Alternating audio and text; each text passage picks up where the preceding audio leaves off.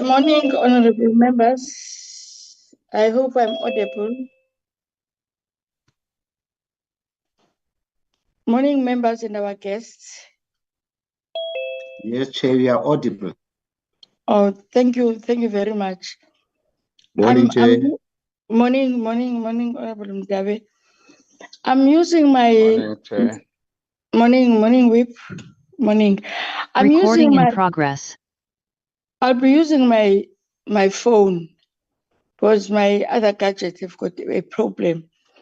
I would like. I just want members to. Then I will switch off the video. In welcoming everybody, we are going to be start with the normal protocols. Mr. Sakaza, can you take us through the roll call?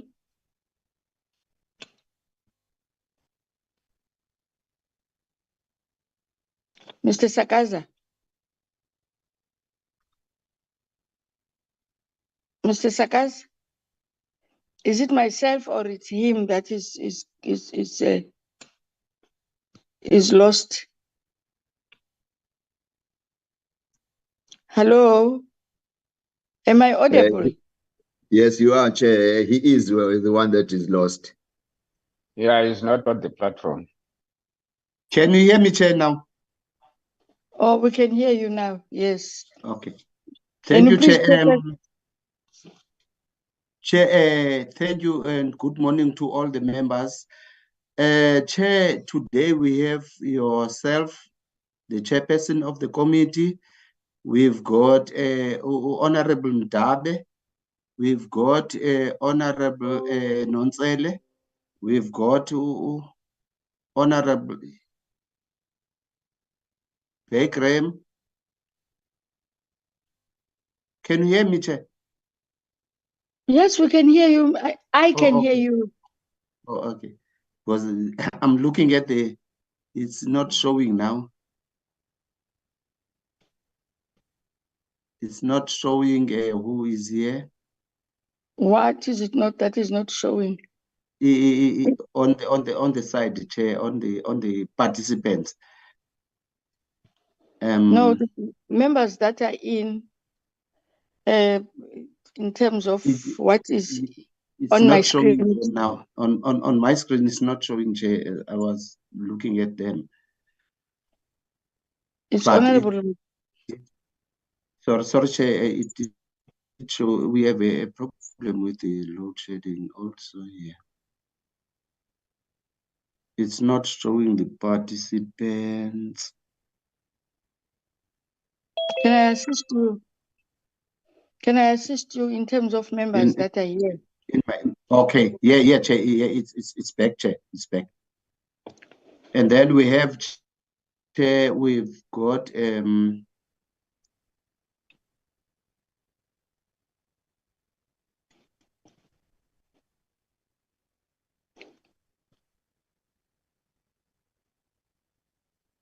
we've got Honorable Lee Grove.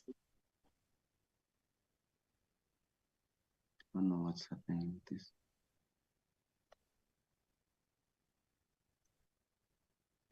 Hello, Chair, can you hear me? I can hear you. We can hear you, Zolan.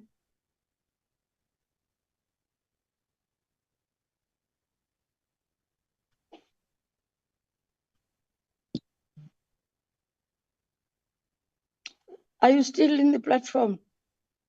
Yes, I'm in the platform, Chair, but it's But what's the problem?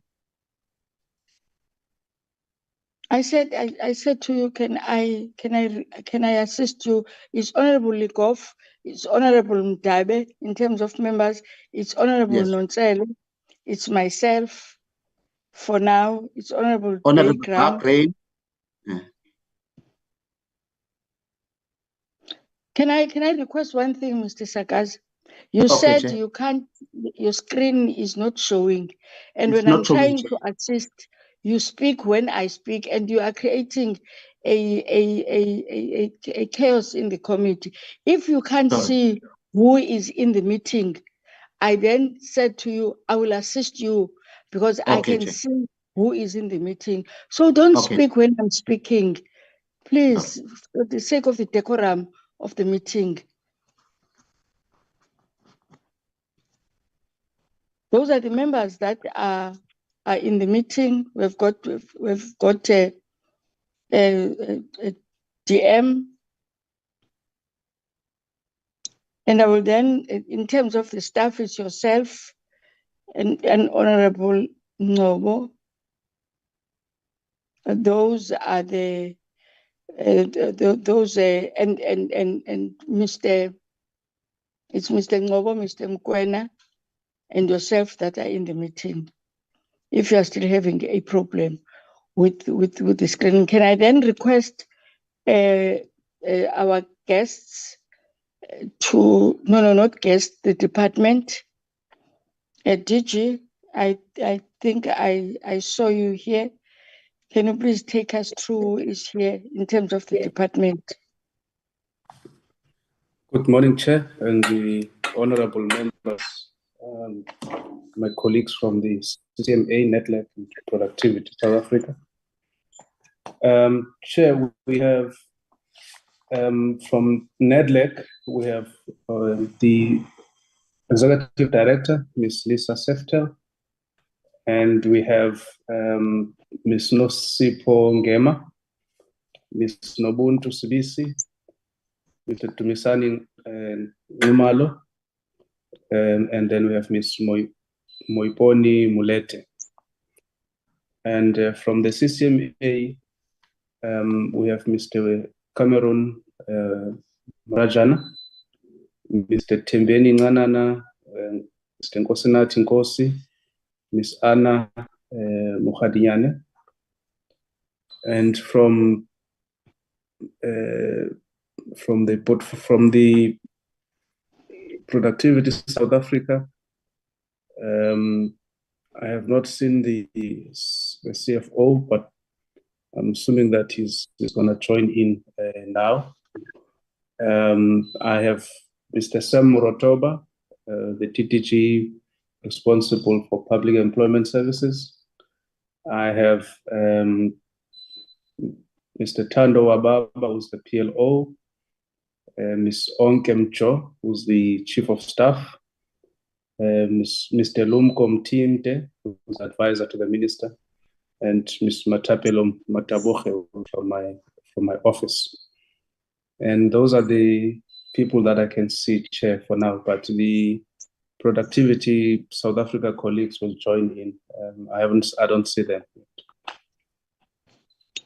Thank you, DG.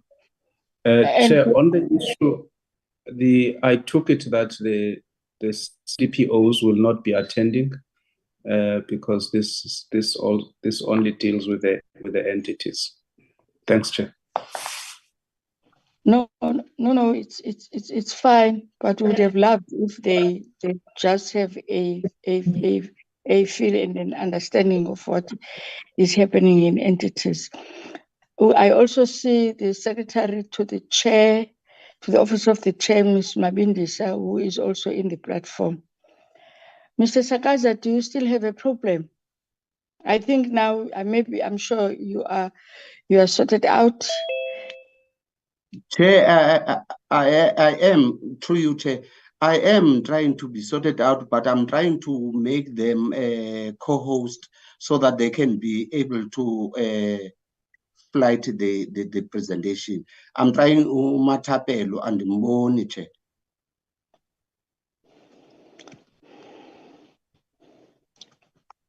Teacher, can you assist us there in terms of Uzolane Utumatapelo Gamboni?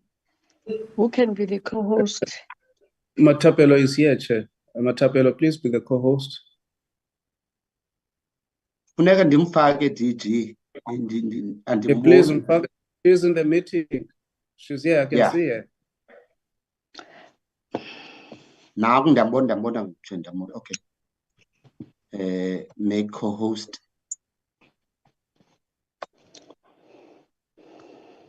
Thank you. She's on now, Chair. Thank you very much. Sorry, members, for all this. This. We will then hand over to the Deputy Minister if is there anything that just an overview. I don't know from the minister's side. I think we got an apology. I don't know how many apologies you have, Mr. Sakaza. That the minister is in cabinet, and the deputy minister will join us. He has not been well. Should join us and then log off. I'm not quite sure whether now he will then be able to just give us that overview or what. Suppose that is the communique that I got from the office, that she took ill last night, but she has been discharged. She will try to log in. Yes, Chair. I also got that, Chair. She's in, but she was ill, Chair. DM,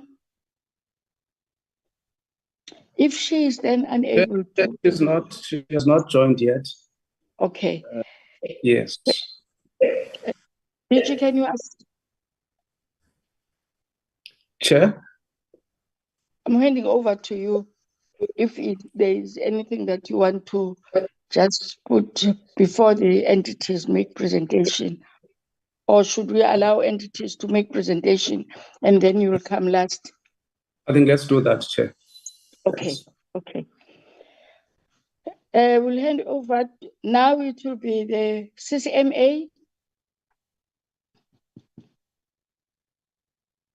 Executive Director. Good morning, Chairperson. Good morning, honorable members, and thank you for affording us an opportunity. Chairperson, Advocate Murajani has asked me to make a presentation. I will be starting with Q2 performance. I'm unable to share the presentation. May I ask that someone share the presentation for me on my behalf? Thank you.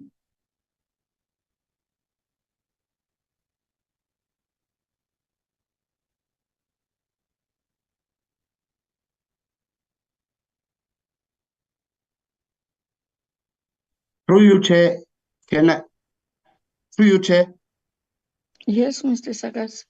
Can I make him a co-host because I don't know his name? My name is Mtembeni Nganana.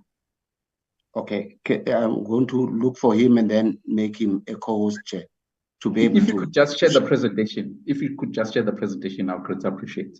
Thank you. Chairperson, whilst the presentation is being shared, our presentation is in two parts. We are going to deal with the performance in terms of our operations, which is the part that I will deal with. And then the second part will be on the finance, which is the part that our CFO will deal with.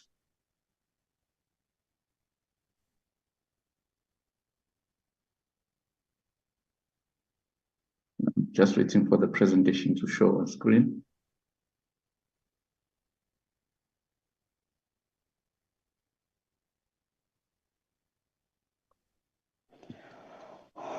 Whilst we are waiting for the presentation to be shown on screen, I will humbly request members, because presentations were circulated to us, I would humbly request, oh, there it is. Okay. Thank you, Chairperson. Chairperson, I'm not going to deal with the introduction and all those things. If I could just go to, I'll tell you, slide number, if we could just go to slide number 10, please.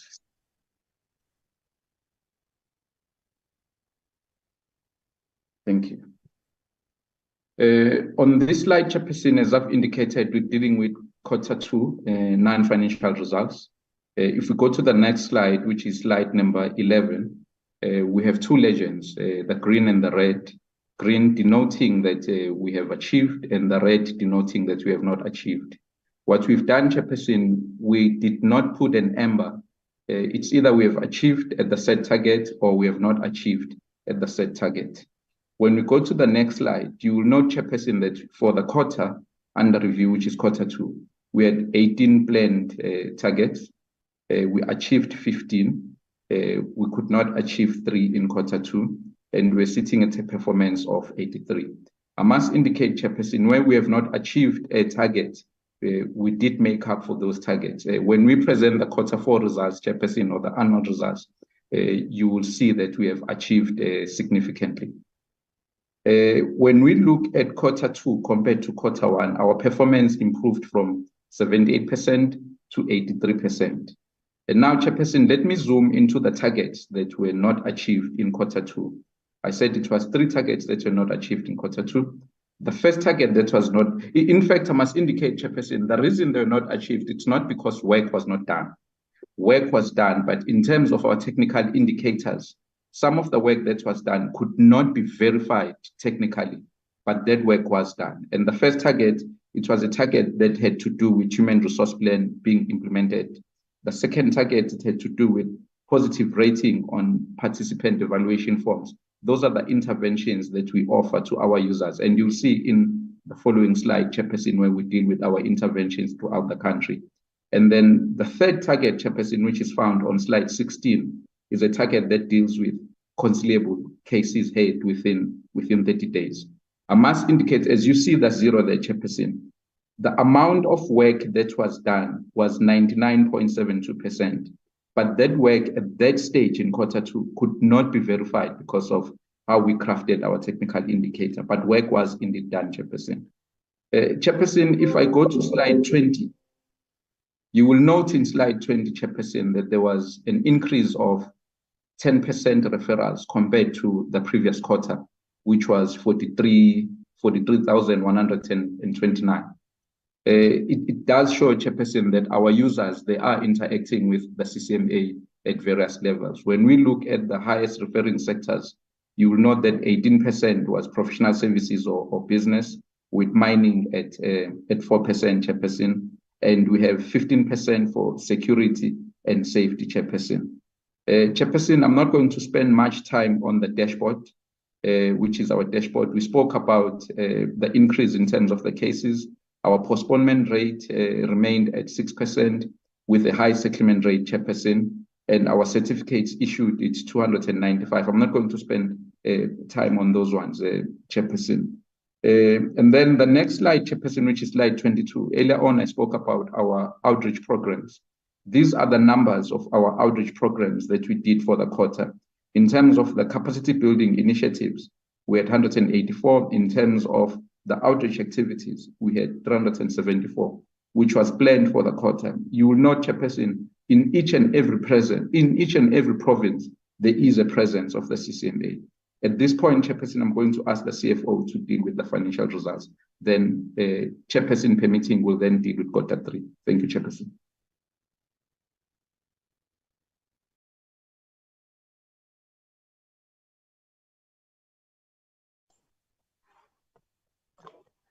Good morning to the Chairperson, the members of the committee, to the DG and the colleagues. I'll take you through the financial results for quarter 2 for the CCMA. I won't go through all the slides as my colleague Ntembeni has already done. I'll just highlight key significant issues that we need to report to the committee on in as far as the finances of the CCMA is concerned. I'll start with the first slide that is currently showing, slide 24. This is showing our overall performance for quarter 2 in terms of our finances. What we can clearly see from the slide is that as the CCMA at the end of quarter 2, which was September 2022, we had spent 91.8% of the budget for that specific quarter, and we had a variance of 8.2%, which was 43 million. That variance of 43 million for that specific quarter was mainly attributed to costs such as administration costs, depreciation charges, finance costs, subsidies, and operating expenses. The fundamental reason why we had this variance of 43 million is mainly because in the expenses that I've just spoken to, we were still undergoing procurement processes, which meant that we couldn't spend because we had not finalized procurement processes in some of the activities that we wanted to embark on. We also had variable costs that we had planned to incur, but they were not necessarily incurred as we had planned to incur them. And then lastly, just on the slide, you will see on the line item case disbursement, we had spent more than what we had planned to spend for that specific quarter. And this was mainly due to the utilization of the part-time commissioners between quarter 1 and quarter 2 of the financial year. This position was rectified when we did the midterm budget, where we realigned some of the funding within the organization to go supplement this specific line item going forward in quarter 3 and quarter 4 for the financial year. If we can just move to slide 27, which depicts our cash position for the quarter. We had a positive cash position, and this was slightly improved compared to the previous financial year, which means that from a cash position as an organization, we are pretty much solid with no challenges within the allocated budget that we have. And then I'll touch on the last slide, slide 33, which talks to irregular and fruitless and wasteful expenditure. When we reported on quarter 2, there was no new cases for irregular expenditure. We just had one case that we were finalizing, and we had already made submission to the National Treasury once all the processes were completed on it. And then we also had cases of fruitless and wasteful expenditure, mainly emanating from travel-related issues and interest expenditure that was incurred. All the cases that we have, we were busy processing them with the Loss and Control Committee that we've established to assist us in dealing with these cases. You will see when we eventually report on quarter 4 that when we close the financial year, the cases were actually dealt with, finalized, and recovery processes were underway where staff members were found to be liable for the costs that were identified. That then concludes the presentation of the finance. Overall, from a financial perspective, we are still solid and liquid, Chairperson. Thank you. Thank you. Can you then go to quarter 2, Mr. Nana? Quarter 3, Chairperson, you mean? Quarter 3, I'm sorry. Quarter 3. Pardon me. Thank you, Chairperson. Chairperson, we will take the same formula. I'll be presenting with the CFO. If we could get the presentation, and can we go straight to slide 12, please, of the quarter 3 presentation?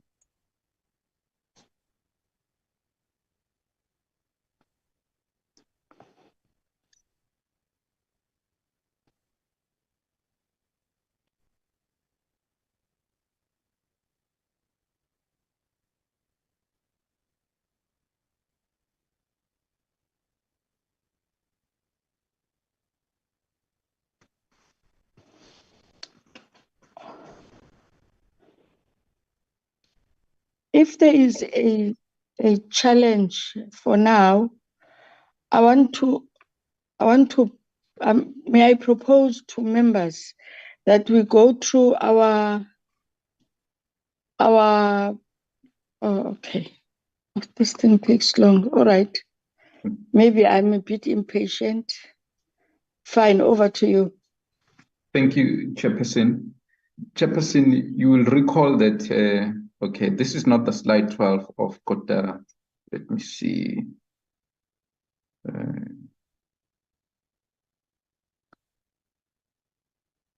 Okay, yes, it is. You'll recall, Chairperson, that earlier on when I was doing quarter 2 presentation, I said where we have not achieved, we make up for that. And our performance moved from 70s to 80s. Now in quarter 3, Chairperson, you will note that we had 9 targets and we achieved all the 9 targets, which was 100% performance for quarter 3, Chairperson. If we go to slide 13, the next slide, please. Our performance increased now from 83 to 100% for quarter 3. So we achieved all the targets. Can we go to slide 17, please? In slide 17, Chairperson, you will note that there was a decrease in terms of our referrals from 47,000 to 45,000. This was a 4% decrease. And our professional services or business sector referrals increased by 2%, which was from 18% to 20%, Chairperson, with mining remaining still at 4%.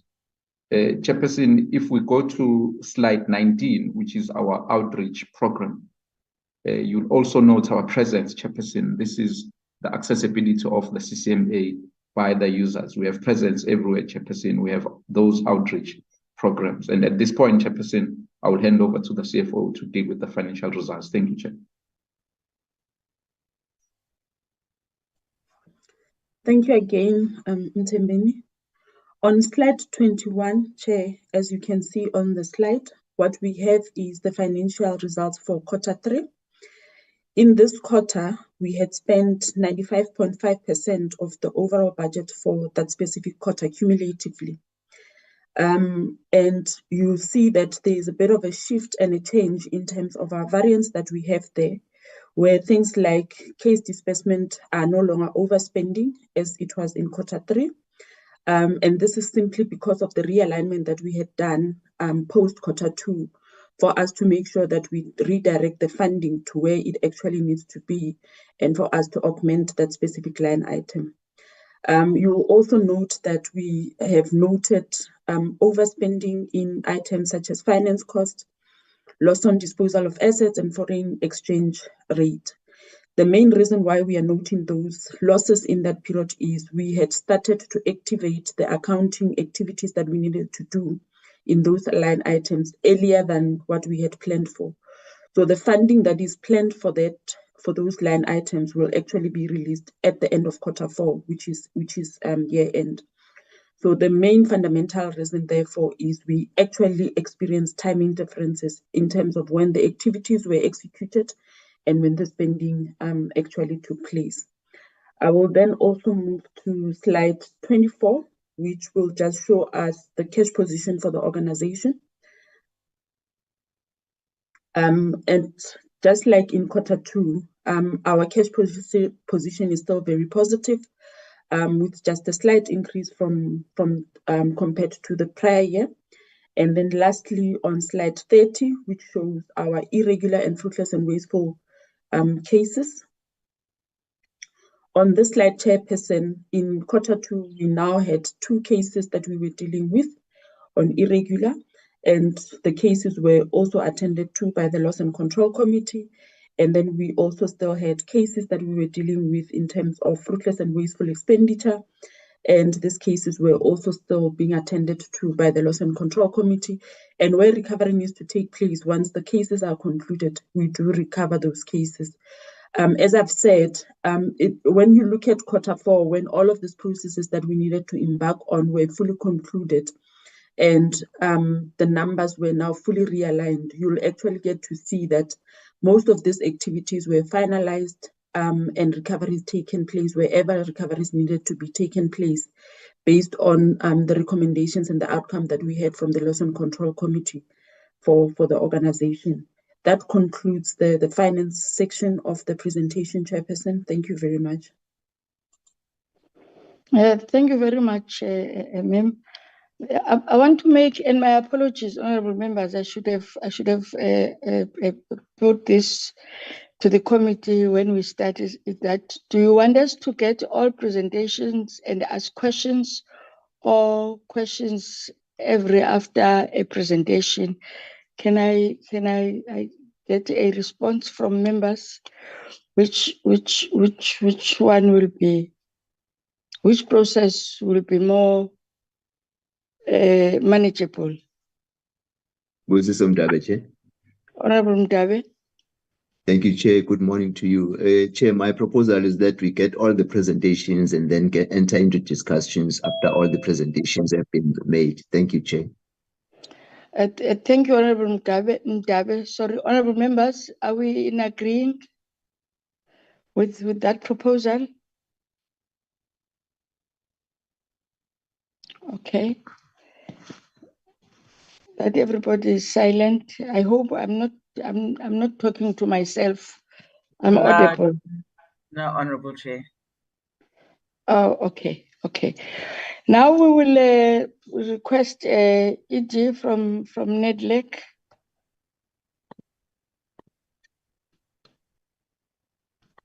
Good morning, Honorable Chairperson, honorable members. I hope you can see my presentation. Can someone confirm that? Yes, I can confirm. We can see it. It's on the screen. Okay. So, Honorable Chairperson, we have combined our Q2 and Q3 performance. So we're reporting on the period from June or end of June, July, until December 2022. There are a number of highlights in that period. We held our annual summit for 2022. We now have just recently held the annual summit for 2023. We had a number of dialogue sessions. Another important part of this period was the winding down of our response to COVID. And also importantly, the PCC joined us from the 1st of October and in a very smooth way. And we engaged on 2 items of legislation which are currently before Parliament.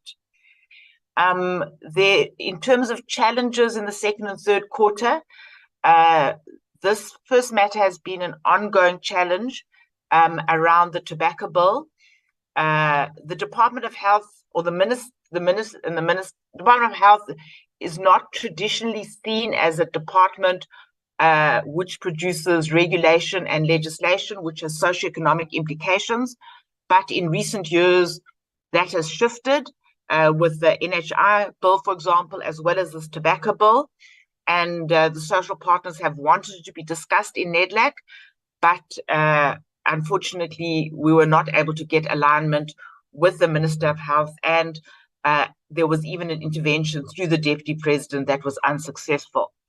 The problem remains a problem even today because now the Department of Health have come with regulations on labeling, which the social partners believe has socioeconomic implications. On the other area was around the establishment of an unemployment insurance modernization task team. I will talk about this more a bit later in the context of the sort of winding down of our COVID response and the mitigation measures. So in the second quarter, we met all our targets except one, which related to IT. And in the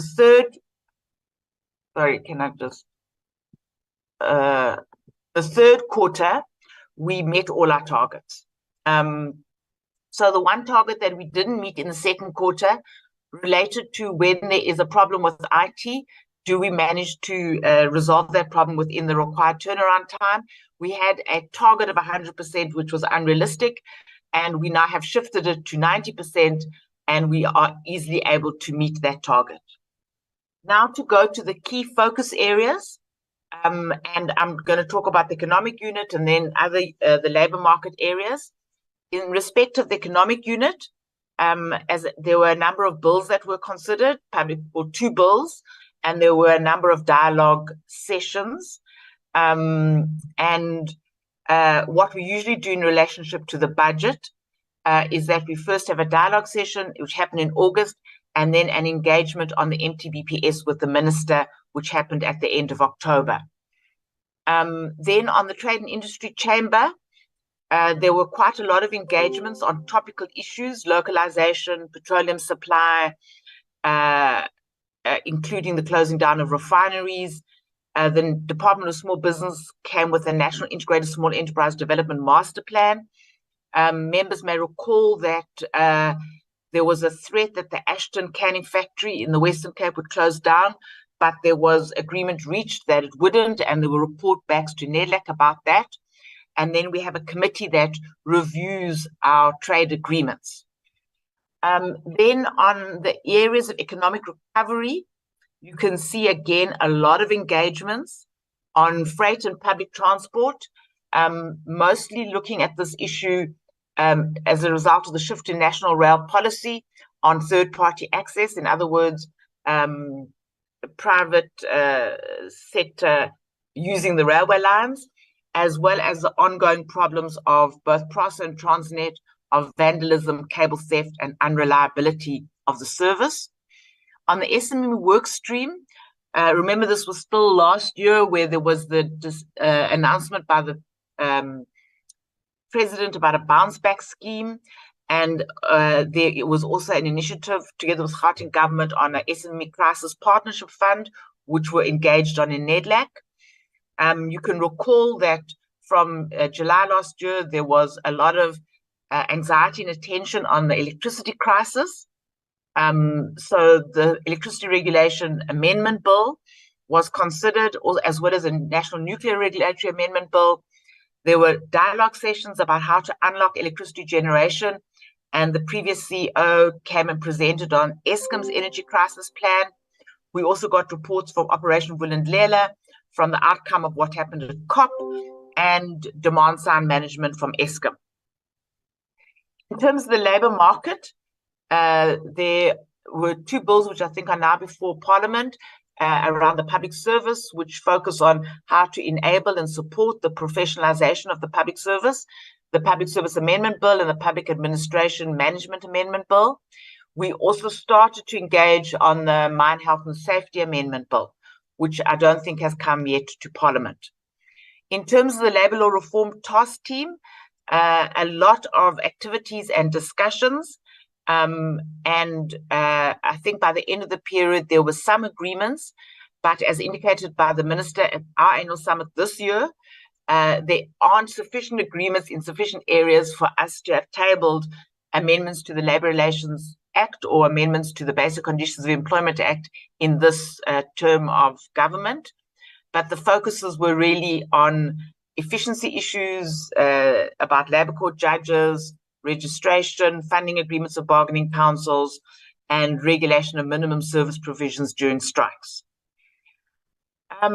Also, there was one issue around Section 77. It's a very sad issue in Maluti Upper Fong, which is a dysfunctional municipality. And there used to be a decentralized zone presidential area where there were companies which produce goods in the manufacturing sector, but you can't produce goods if you don't have electricity and water. This is not because of load shedding, it is because of a dysfunctional municipality. And COSATU came with the Section 77 notice. The matter is still ongoing. There is slow progress. I think the Deputy President also has an intervention there to try and address the problems there. We finally published the Code of Good Practice around how we should manage Section 77 on the 2nd of September. Then, in terms of the Development Chamber and social issues, you can see that there were very many dialogue sessions. Remember now, this is for a 6-month period. A lot of a focus on EPWP, on presidential employment, on infrastructure. There was also the beginning of the engagement on the National Water Resource Infrastructure Agency draft bill, which I think is now at Parliament. And also then a number of bills that we dealt with quite speedily. Some of them have already been in and out of Parliament, the Post Office Amendment Bill, the Gender-Based Violence and Femicide draft bill, and then an ongoing focus on issues relating to norms and standards for school infrastructure.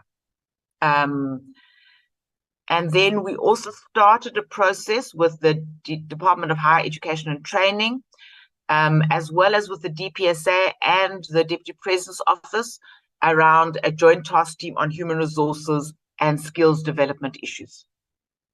Then in terms of COVID, as I indicated earlier on, this was the period in which we closed down our COVID response team. We did also, in the same period, set up a new task team to address the high food and fuel prices. We had a number of review sessions, but also importantly, we launched a legacy program, which is a partnership with the Compensation Fund and the National Institute for Occupational Diseases on workplace awareness and training, focusing on the problems of biological hazards and respiratory issues in the workplace, but not solely on that. Then, as part of the Nedlac Rapid Response Task Team, there was a subcommittee that looked at the UIF COVID TERS, and after a while, it also looked at the WABU, which was a relief scheme, income replacement because of the July unrest. And however, by October last year, there was a backlog. Cases had not yet, people had not yet got their monies. And even to this day, there are people that haven't got their monies, and Organized Business and Labor have had an oversight over this. And it was agreed that we would, in addition to continuing the oversight until everybody had been paid, there were other issues coming up in the UI, problem of maternity benefits, compliance certificates, long delays in payment, and so on. And there were quite a lot of challenges that Organized Business and Labor were complaining about. Initially, it was difficult to get the task team established, but I can say that in the first half of this year, the committee has continued to meet, and a number of issues have been resolved. I think you had also heard from the UI that they are improving their online offerings. The one outstanding issue remains what we call CCMA TERS, which is when companies are in distress, they can get with a process that is initiated at the CCMA. That remains a challenge which the committee is seized with. In terms of the Presidential Climate Commission, so as I indicated, they joined us in the third quarter. In that period, it was, the floods were in April. They made policy recommendations. So the Secretariat of the PCC made policy recommendations, which are then approved by the Presidential Climate Commission, the 32 plus commissioners, and then they are presented to the president or the relevant minister. So they did this in respect of the floods. And then they also conducted stakeholder consultations on the Just Energy Investment Plan. This was a plan about how to spend or how to get technical cooperation for the 8.5 billion that was promised in COP in 2021. And again, they gave the feedback of these consultations to the president and the presidency, where there is a PMU that did this plan. The other area which they focused on in the third quarter was on energy planning dialogues, looking at different aspects of the energy planning in relationship to climate change and the just transition. And in the fourth quarter, which we still have to report on, they then pulled together a set of recommendations which were presented to the president. On governance, the governance task team in this period concluded 3 important documents: a new protocol, a new constitution or revised constitution, and a revised bill, which were then presented to the governance structures in January. The protocol has been implemented, agreed, and so on. The constitution, I think we're about very few steps away from finally approving it. And the bill, we are also close to approving it in the governance structures of Nedlac, but we'll have to wait for the next administration. Also, just to indicate that in this period, SAFTU produced a compliant membership application, and they were approved membership in January. And NAFCOC and SACI, these are business organizations, they also submitted applications, but inter alia require that they need to represent 10% of the economy. I hope you can still hear me because it says my connection is unstable. This is just the work on capacity building. Business had done work on electricity pricing policy, which fed into the discussions in the energy work stream. And the community in this period, there was a social summit, and there was a number of preparatory meetings for that social summit, presidential social summit. and they also had a bilateral meeting with the presidency and with Labour, as well as with community, actually, they participated in training on leadership and strategy. I see that with the CCMA, the CFO gave the financial report. Farhan Samsudeen is in the meeting. Farhan, are you comfortable to do the financial reports? Yes, Lisa, and good morning, Honorable Chairperson, and good morning, Honorable Members. Lisa, you can just continue to present a flight presentation as I present. Thank you. Yes, Chairperson, I'll be starting with the financial report for the second quarter and start off by comparing the 21-22 actual figures, which is under column 3, which shows the total expenditure.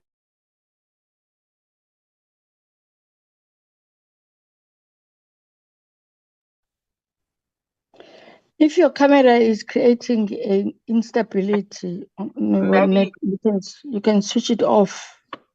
Okay, otherwise, Chairperson, let me continue. Okay. I obviously will not be as detailed. 19.8 million, and when we compare that to oh, okay, I'm not sure. I think my connection also seems to be a bit unstable due to load shedding. It's starting the 4th hour now of load shedding. Apologies, Chairperson, if you cannot hear me clearly. Farhan, let me do it because we couldn't hear you. Chairperson, I think what Farhan was talking about was the second quarter performance, where you can see that we had a surplus at the end of the period, which I will talk to on the next slides now. Then on the third quarter, and you can see that this is a longer presentation and with significantly different amounts. This is because by this period we had introduced the PCC, and you also can see on the grant line that we received funding from, it was transferred from the DFFE to the DEL to us, and we also, the PCC also has donor funding, and you can see that. Then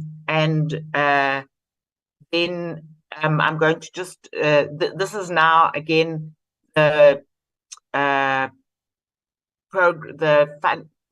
budget or the spending per program. Our biggest program is administration, and that's because we include salaries. And then our other program 3 is the capacity building, which is where we fund labor schools and so on for organized business and community. And then if you look at the third quarter, you can see now that we've added the PCC, and they had a budget of around 5 million, of which they still, none of our programs do spend all the money in the third quarter. We usually pick up in the last quarter when we close certain projects. And so there has been a significant improvement in expenditure over the period. But we have, because of vacancies, there has been a saving on the compensation of employee budget.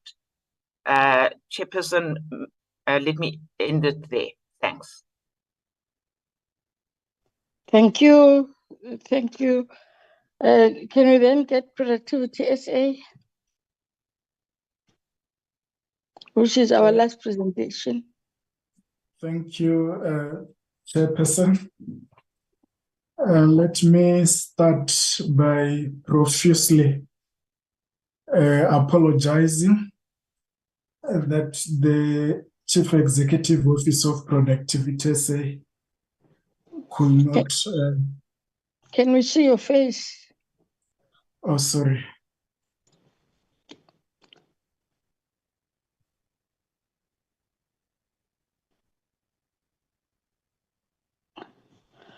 Am I visible, Chairperson? Yes, you are. Thank we you. see you. You can switch off if it's going to affect you. You can switch off your video. Okay. It will affect the stability of your network. I am not alone, Chairperson. I'm with the CFO, Ms. Okutle, if Okutle can switch on the camera. She's here for the very first time in this session. Thank you, Okutle. If the host can enable me to share the screen. At the moment, it says I'm disabled to share the screen.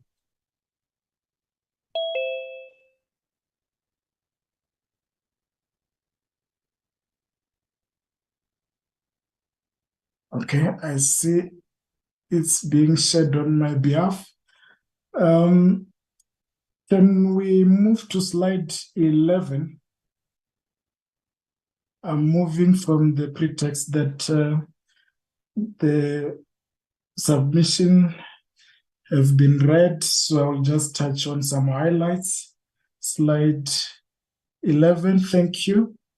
Chairperson, this is the performance of productivity South Africa for Q2.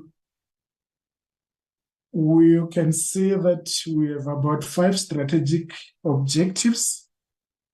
In these particular quarters, all the 4 strategic objectives have indicators that were due in Q2, except the one for strategic objective number 4.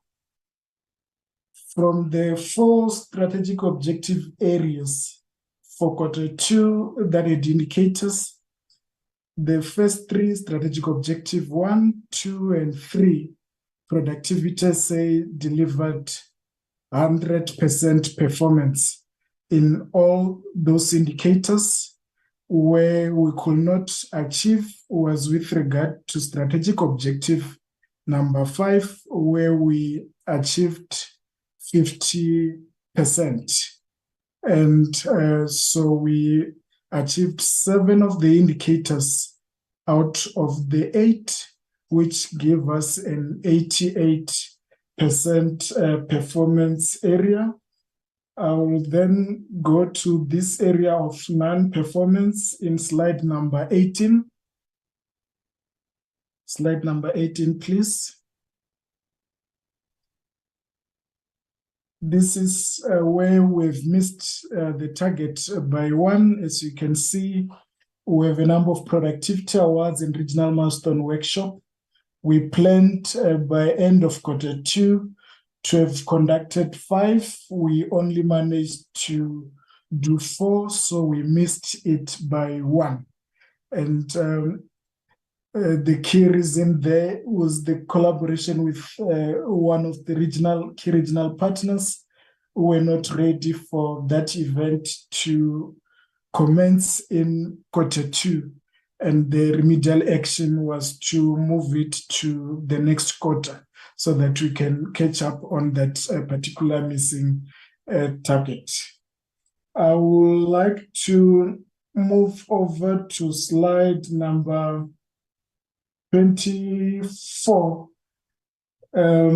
just to share on one key special project that Productivity SA is working on. In 2018 Presidential Job Summit, there was a resolution by the social partners that the ILO need to capacitate Productivity South Africa in executing its mandate. And this project is testimony to the fact that work has indeed started in that particular area. Productivity South Africa and ILO have a memorandum of agreement. Among the matters that they are collaborating on is these special projects, that is a productivity ecosystem for decent work program. The program comes from the ILO's Enterprise and Employment Department in collaboration with the Swiss State Secretariat for Economic Affairs and the Norwegian Agency for Development Cooperation.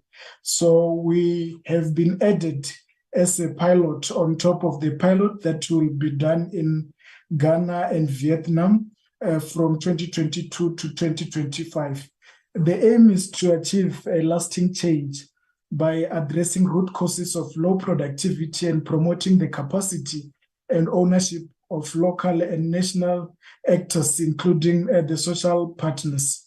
So a project advisory committee has been initiated with high-level leadership to ensure that it remains true to its stated objective and the development priorities of the South African government. So Productivity SA is chairing this jointly with the DTIC. So this process will be implemented in identified sectors, which include automotive, as well as the footwear and leather sector. If we can move over to slide number 20.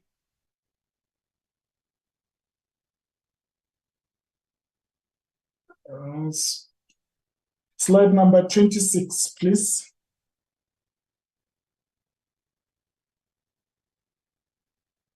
This have been the financial performance for Productivity South Africa by the end of Q2, where we have recorded 3.3 million deficit.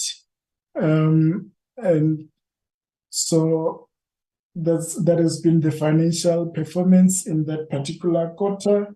If we move over to slide number 28.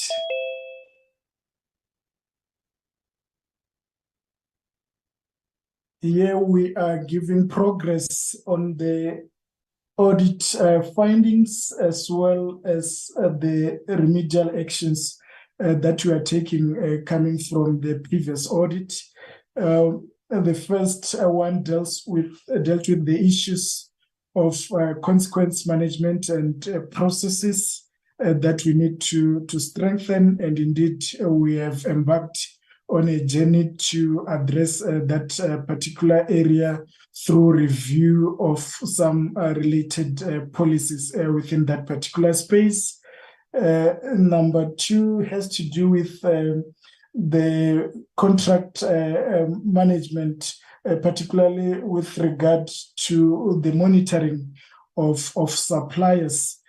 So we have indeed put a close measure there to make sure that these contracts are reviewed on regular basis. We also had previous finding on supply chain management in terms of training of our officials, and we have made arrangements with Treasury to bring this particular training for these members. The fourth one is to do, which was the systematic issues with regard to leave provision, where we have to review that particular process to make sure that there's alignment. And fifth, contract management framework policies. In terms, it was not reviewed at that particular period in time, and we embarked on reviewing that policy.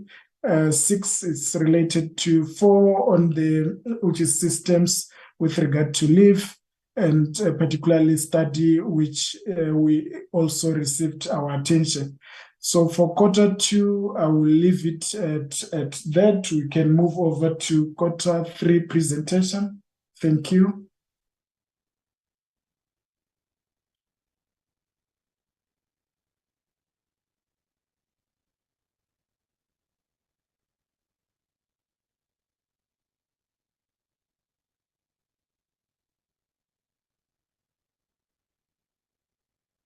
While waiting for the presentation to be loaded, I've chosen just a few slides there, starting with slide number 11.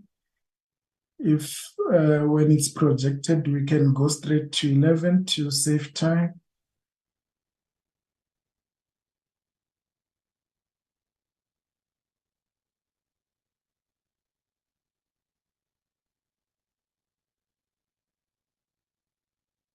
There seems to be difficulties in uploading the presentation. I wonder if I can just present since everybody will have this presentation ready to refer on. Oh, thanks. It's finally here. In Q3, again, 4 of the 5 strategic objectives had indicators in Q3. 3 of the strategic objective area achieved 100%. And you can see strategic objective number 5, which achieved 50% in Q2, managed to achieve 100% in Q4.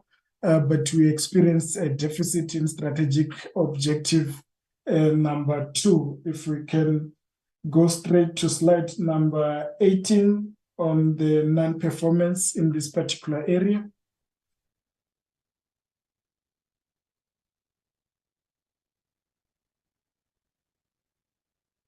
Slide number 18.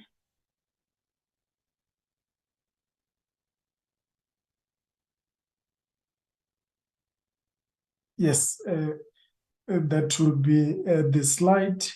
So on the number of jobs saved, we managed to preserve 2,417 against a target of 2,750, which gives us that particular deficit, as well as in the numbers of companies supported, we missed it by 10. The target was 55, and we achieved 45. We were able to trace that one of our regional operations, Region 1 in particular, that covers Gauteng, Northwest, and Limpopo, was the only regional operations that didn't achieve.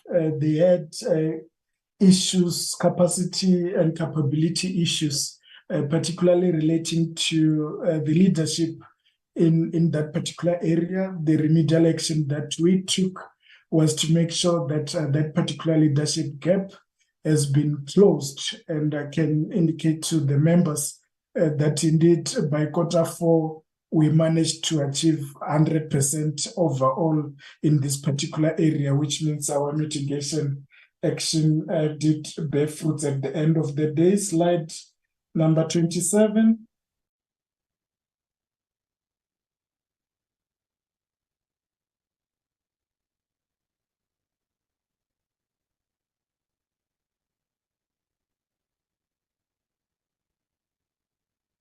Thank you. You can see that financially we still are challenged as we have posted here a deficit of about 4 million.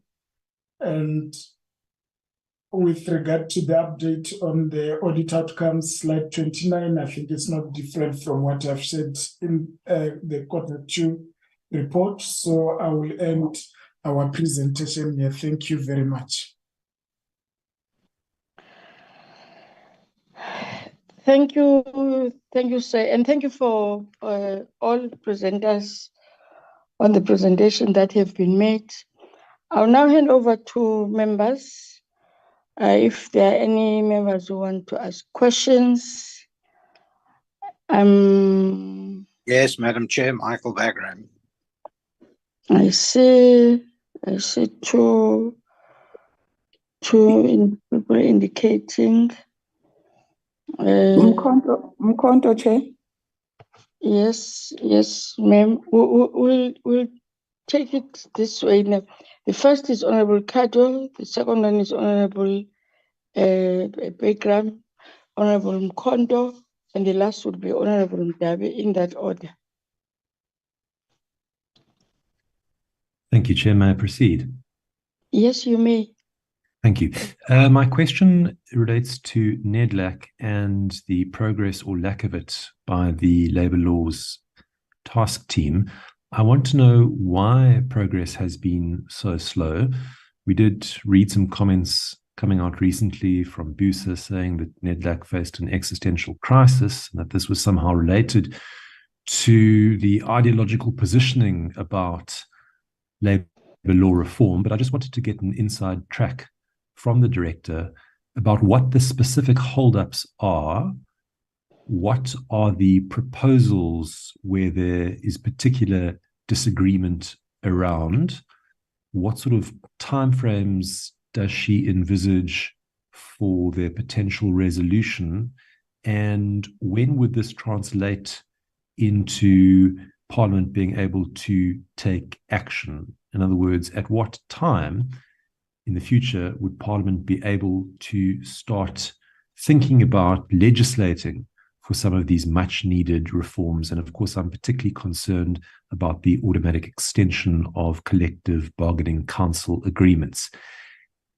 Are reforms to the current model on the table? I'd very much like to hear from the director. Thank you. Thank you, Honorable Kado. Honorable Bagram.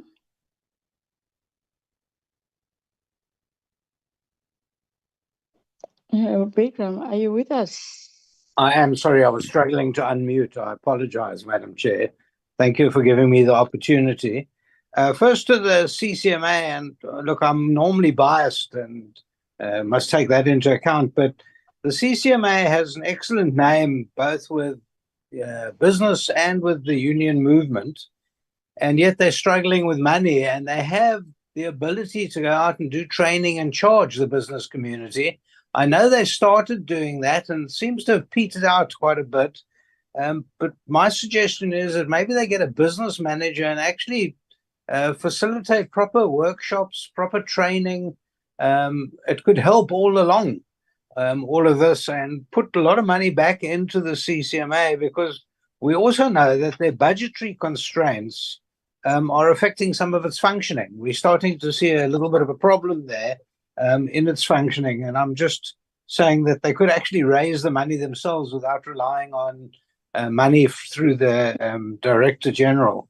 The other little problem is access to the offices. I know the CCMA have offices all over, and they even hire offices in the small villages and towns, but we're still finding the security personnel in front of all the CCMA facilities are barring people from coming in and trying to manage queues like it was done under COVID.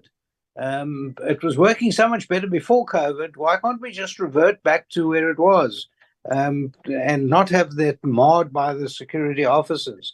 To move on to Nedlac, and I hear Honourable Cardo, but in essence, I'm thinking maybe Nedlac has bitten off more than it can chew. They're dealing with every piece of legislation in the country. They're dealing with a myriad of issues, and somehow we're not moving forward.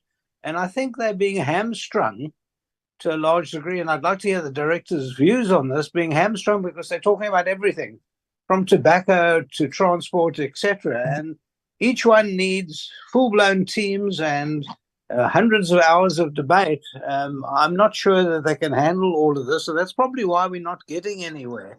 And maybe that has really meant that they've bitten off too much, and they should concentrate on fewer issues. For instance, transport. There's been a big issue about deregulating the railway systems to the provinces, which would take a lot of pressure off government, a lot of finance off government. It would really help. Stopped. I wonder why the recording stopped. What's happened, Madam Chair? Somehow it says recording stopped. I don't know myself. I hear that. Mr. Sakaza, why is that thing that says recording stopped? Continue, Mr. Bagram. Thank you. I just wanted to talk about the same with the bargaining councils. And recording in progress. Good. Thank you. The bargaining councils themselves, we're now debating exemptions overseen by the minister, when it's notoriously almost impossible to get exemptions from bargaining council agreements, and it should be something outside the bargaining council system. So you can't have the bargaining council itself appointing people to decide on the exemptions, or even the CCMA. It should be outside, and there's no justice there at all. A real problem. The same with Section 77 applications. As the country collapses around us, we're going to see more and more of those Section 77 issues arising and bringing the economy to a standstill. It doesn't make any sense at all. It's almost like saying, because the price of petrol's gone up too much, I'm going to burn my car down. Doesn't make sense. Just to look at the labor law reform, we should get a smorgasbord of issues where they're going to say the reform. Now, every year, every SONA, the president gives us assurance, and he did so again in the last SONA, that the country is going to look at laws and regulations that somehow act as a handbrake to job creation. We still haven't got a committee or a person who's looked at all the regulations and said, this is traditionally a bad exercise for job creation. And we've got Nedlac. Why don't they just give us a list? And even they've debated it. Give us a list and let us know all about it. It doesn't make any sense. Just on productivity, SA, we still see no results. They keep passing their own tests, but we see no results. We're still right way down. We think we're the second worst in the world on productivity. We just don't get results out of it. It doesn't make any sense. Thank you for listening to me, Madam Chair. I appreciate it. Thank you, Honorable Begram. Honorable Mkondo. Thanks, Chair. Good morning to you, Chair, honorable members, our officials and guests. Chair, I will start with the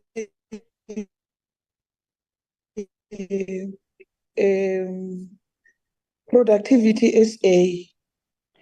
They are saying in slide number 26 that they couldn't achieve anything in the Northwest and Limpopo because of the challenges with the leadership there. My question is, any other stakeholder that has been derailing progress in as far as their achievements are concerned in those provinces? I understand that that has already been addressed, but then who exactly are the leaders? And then with Nedlac, Chair, let me first appreciate the fact that we were invited to their summit, but then, Chair, we learned a lot, that there are partners during their summits that are making a lot of presentations. And then my question is, how do those presentations go into their strategic plans?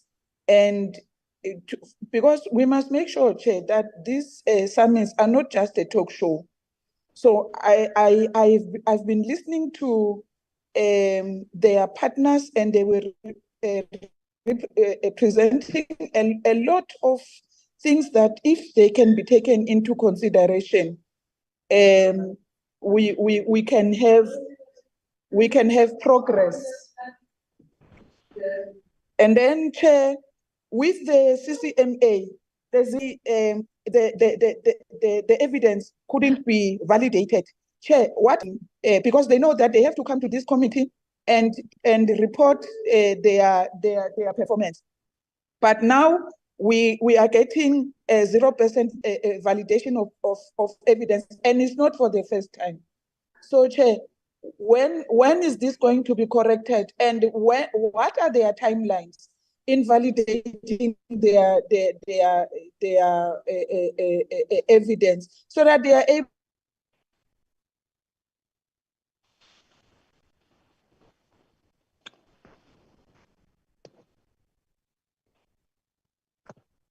your network will come to report their actual performance to this committee? Thanks very much, Chair. Sorry, Honorable Mkondo, we missed you for a couple of seconds. I don't know. Chair, where did you miss me? I talked about you were on the validation of CCMA. You were on the validation CCMA. of, yeah. Okay, Chair, I was about to finish. Thanks, Chair. Okay. What I'm saying is that CCMA knows that they have to come and report to this committee. And it's not for the first time that they are coming with a 0% performance because their evidence has not been validated. So I'm saying, Chair, we have to know what are their timelines for validating their performance so that when they come to this committee, they are able to report exactly their performance. Because it's not for the first time, Chair, that we are getting this zero target achieved because evidence has not yet been validated. I think, Chair, it has to stop. When they come into this committee, they must validate all their records so that they are able to come and report exactly what is going on at the CCMA. Thank you, Chair. Thank you, Honorable Mkondo. Honorable Mdabe. Thank you, Chair.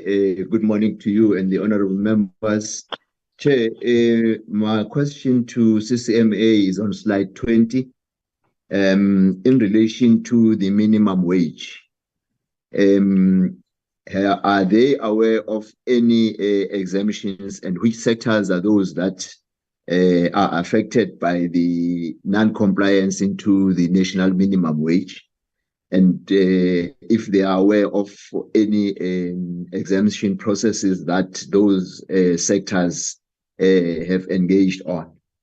Is there a process that between the CCMA and the department, especially in the labor policy and industrial relations, that talks to what are the processes that has to be reconciled between the companies or sectors that have applied for exemptions, so that when they then issue awards based on the referrals that relates to the minimum wage, are there any processes and procedures that are in place for reconciliation, for them to be in a position then to issue an award that is not challengeable? Secondly, it's the issue of the agricultural sector and the other vulnerable workers. There seems to be a low percentage as far as referrals are concerned. Is it still the issue of access to the so-called workplace but private property? What strategies and mechanisms have they then, or are they developing to have access and the collaboration between the department and CCMA, specifically the IES, whether there is a collaboration in relation to joint operations, so that there would be then an increase on the number of inspections, and therefore to see how those vulnerable workers are being assisted. And the issue of education for a number of other role players to make sure that those vulnerable groups are being assisted in relation to the non-compliance. On the issue of Nedlac, I'm trying to understand the issue of policy in relation to labor migration vis-a-vis matters that relates to the employment of foreign nationals, either legal or illegal, on the non-scarce skills. Has the matter received attention from the task teams at Nedlac? If it has, what processes are they at, and how far are they then making proposals by both by all the social partners, including government, so that we would have a picture that depicts as to how far are we addressing the issue of non-compliance with the creation or employment of locals? Or how far are we addressing the issue of employing illegal immigrants or foreign nationals at the expense of the locals?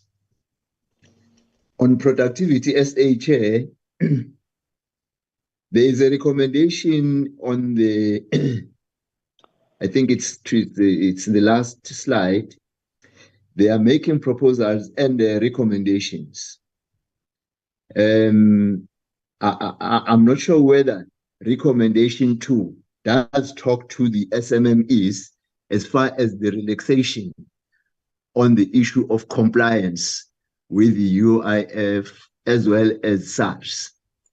And which are those sectors, and why would they have then concluded that there should be those relaxation in the compliance, so therefore for them to meet a business retention and a turnaround strategy? Thank you, Chair. Thank you, Honorable Mdabe. Honorable Lekov. Thank you, Chairperson. I just wanted to address a couple of things. First of all, I first want to just thank the director of Nedlac, Lisa, for the presentation she gave at the annual Nedlac Summit last week on the poly crisis. It was very educational, and it certainly is great to see that some government entities are thinking in outside the box on such a level. I just wanted to request some clarity over the contingencies for the Presidential Climate Commission, which is incorporated now into Nedlac, I'm assuming as a transitory measure before the climate change bill is signed into law. From a budgeting perspective, I mean, this looks like it's set to become quite a big ticket item in the portfolio of different entities in government.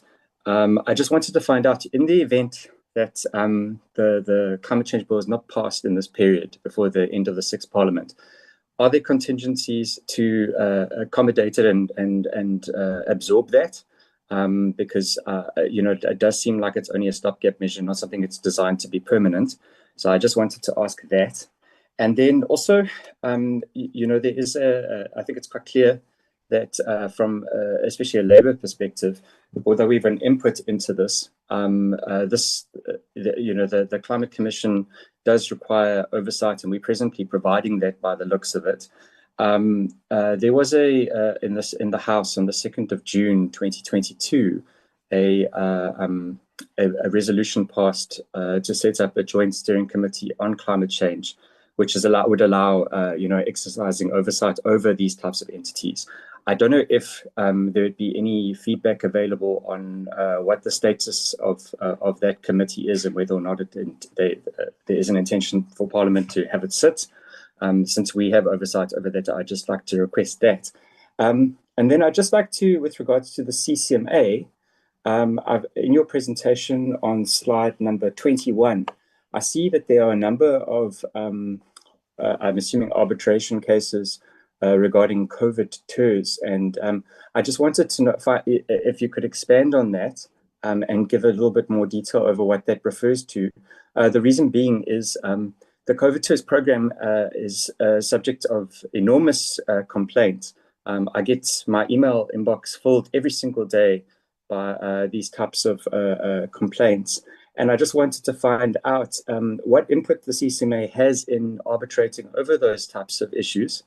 As I don't know if maybe there might be some input to be provided on the UIF side, because there seems to be a tremendous problem with resolving and finalizing some of these cases. And I just wanted to find out if that maybe has an input of some nature. Thank you.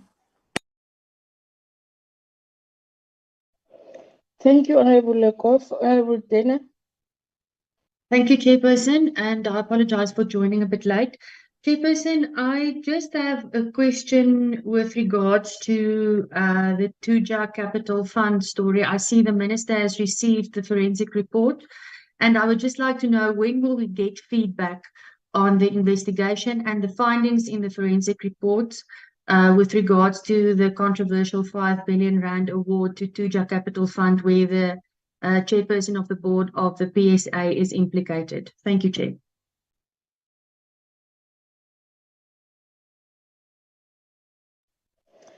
Thank you, honorable members. There are the questions, CCMA, Nedlac, and Productivity SA. Can I just say on the last from Honorable Dana, because I'm of the understanding that we have not, as the chair of the committee, I haven't received anything.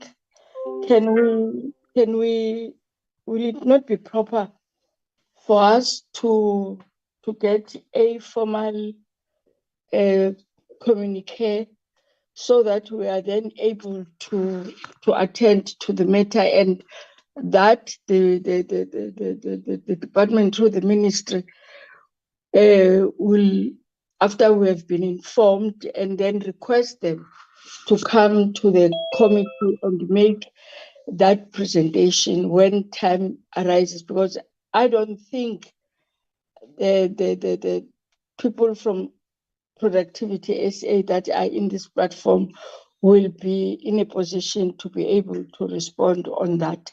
That will be my humble request on the issue that we have really been raising in the committee, and we have then been promised by the minister on that when the report is available, it will then the committee will then be informed, and a report will be presented on that.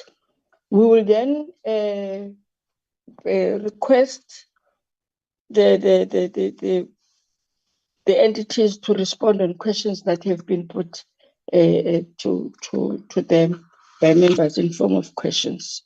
Thank you.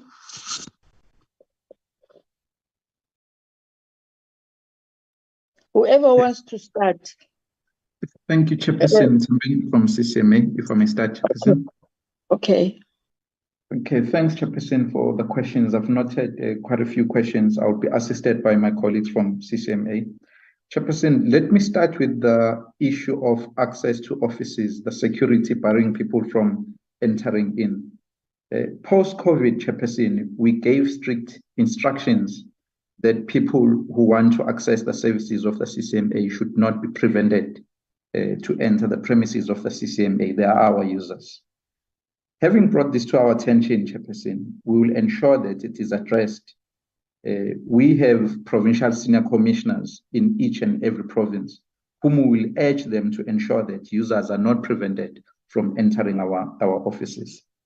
Chairperson, the second question was on the evidence that could not be validated and what are the timelines.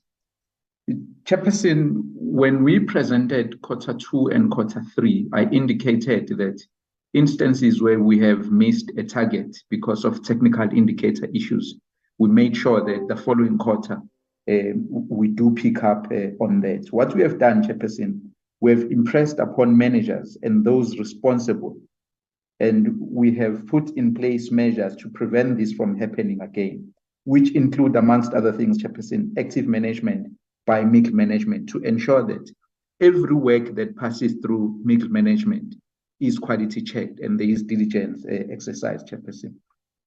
Chairperson, on the issue of the agricultural sector and the low access, I must indicate that there is a slide that I presented that shows our interventions and the outreach in every province. What we do, Chairperson, over and above what I've indicated in that slide, we raise awareness through advocacy campaigns. We have road shows, we have Izimbizo, and we have radio talk shows so that we can reach the population, Chairperson, of the agricultural sector and others so that they are aware of their rights and the services of the CCMA. Chairperson, I'm going to ask my colleague, Boitumelo Mkwena, to deal with, I think there's an issue I've not touched on, the issue of the exemptions on the minimum wage. If there's anything else that we've left out, Chairperson, then we'll kindly request that we be reminded of what you, Boitumelo, through the chair. Thank you.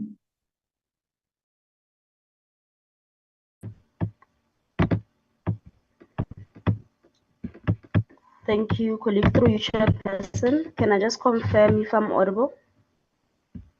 Yes, you are audible.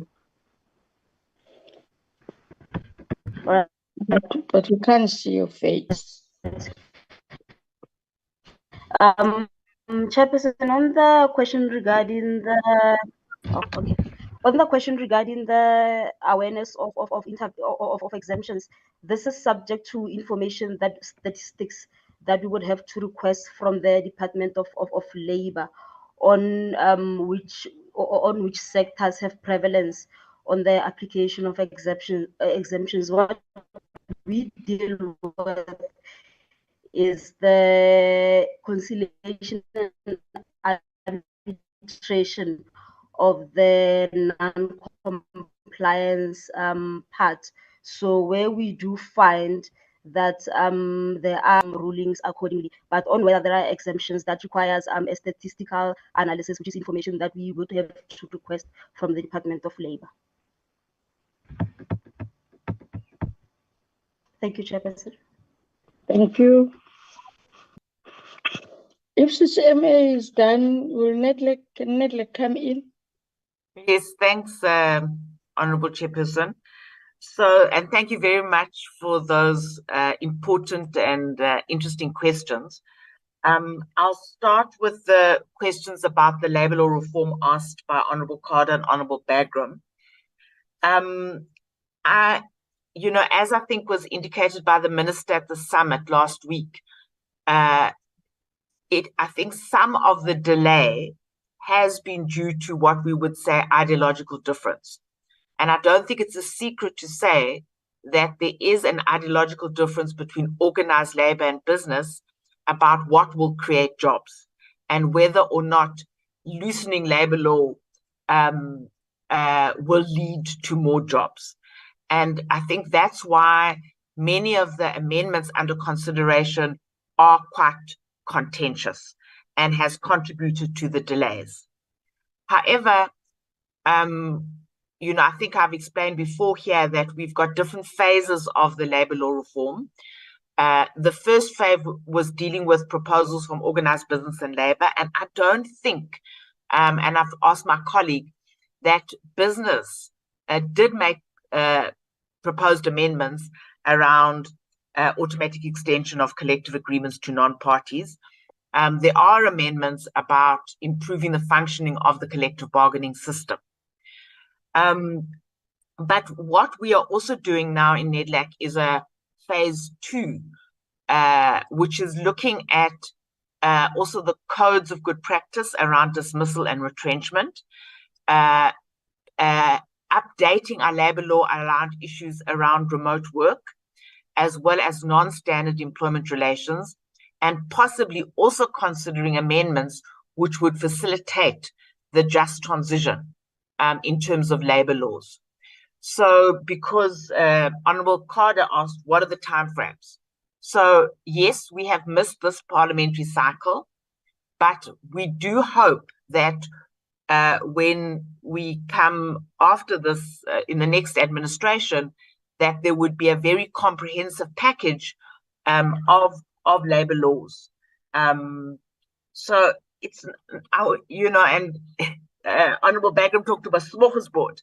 I don't know if it's a smorgasbord, but obviously when you have many issues, I think there's an opportunity to be able to trade off and get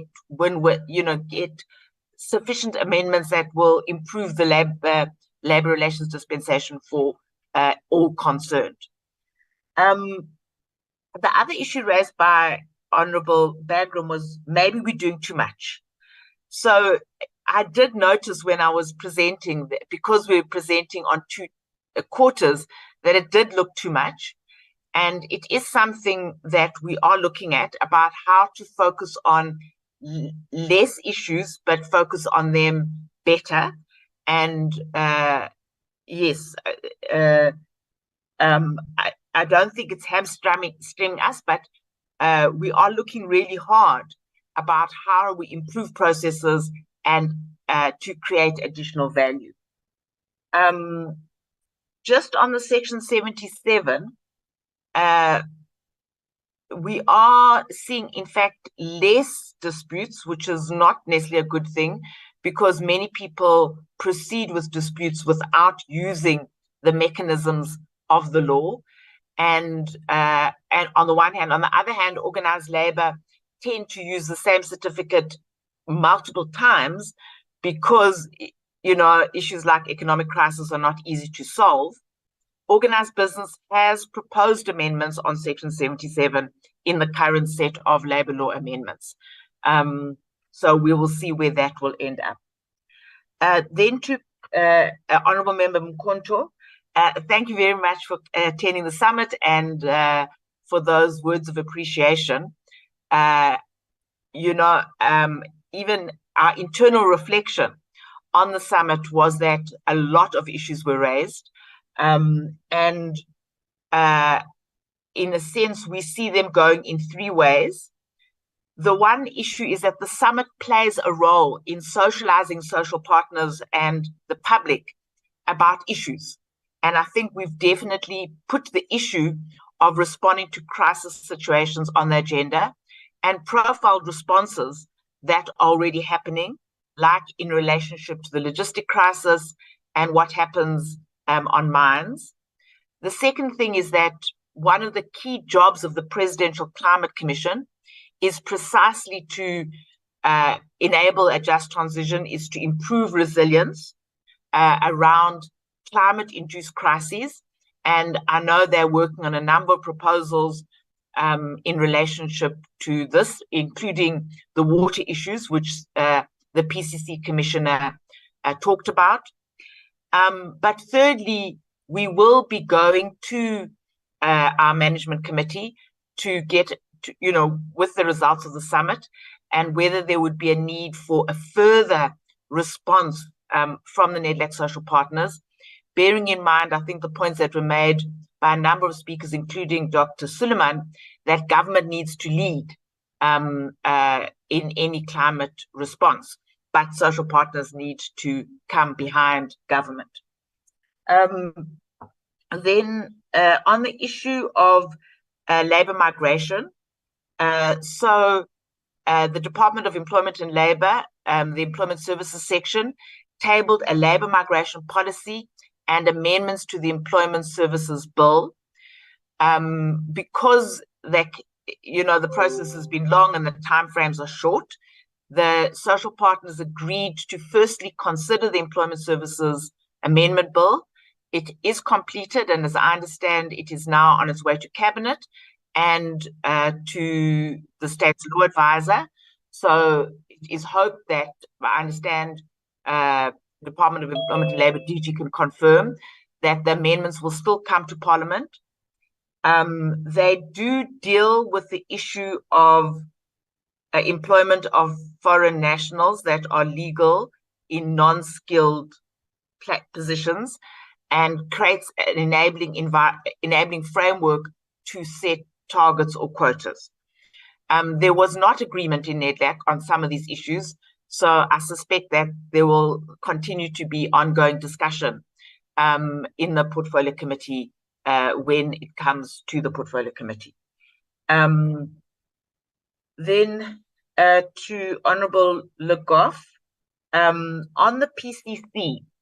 So the PCC used to receive their funds from the Department of Forestry, Fishery and Environment, and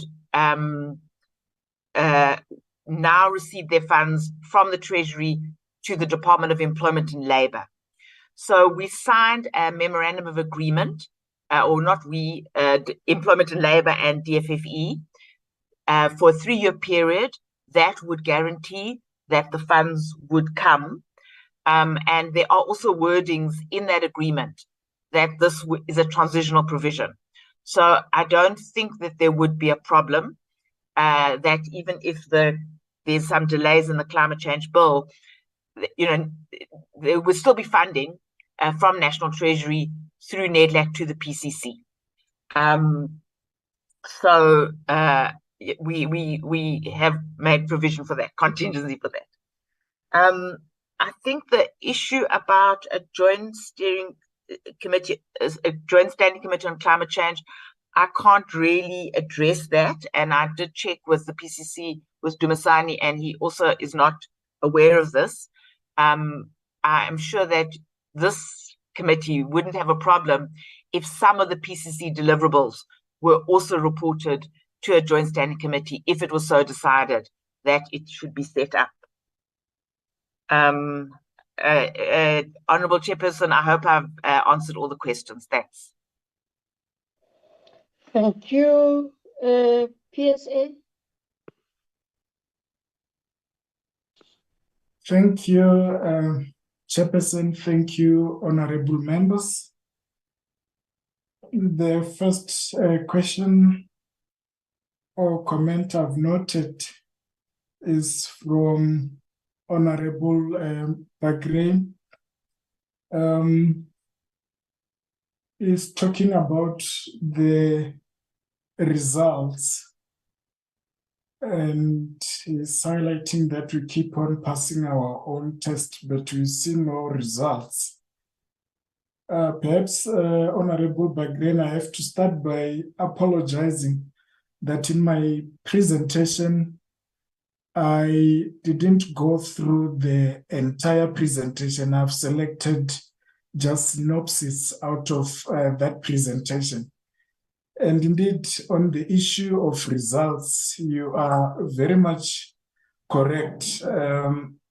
Because if I look at the Q3 report, slide number 10, it actually gives us a picture of how are we doing as far as productivity and competitiveness is concerned as South Africa.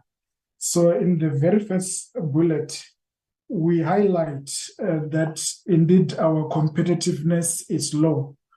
Out of the 63 countries ranked by Institute of Management Development, which is a partner of Productivity South Africa, in 2022, we were ranked number 60 out of 63 countries.